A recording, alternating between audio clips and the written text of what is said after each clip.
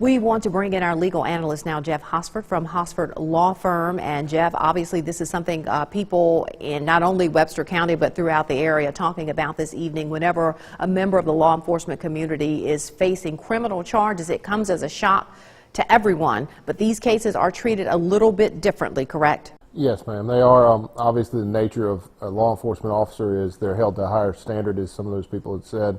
And it's believed that they don't do these kind of things. In this situation, what would happen would be there would be a probable cause hearing before the circuit judge, and then that warrant would be issued for the arrest. So that had to occur prior to this arrest.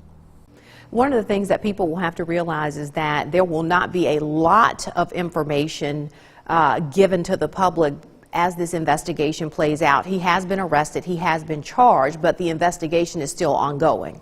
Obviously, the goal of every law enforcement agency typically is to not turn over all the evidence until they have to, especially if it's an ongoing investigation. I don't imagine the Highway Patrol or the FBI or ATF, if they're involved, would turn over that information until the investigation is completed and requested by this person's defense attorneys.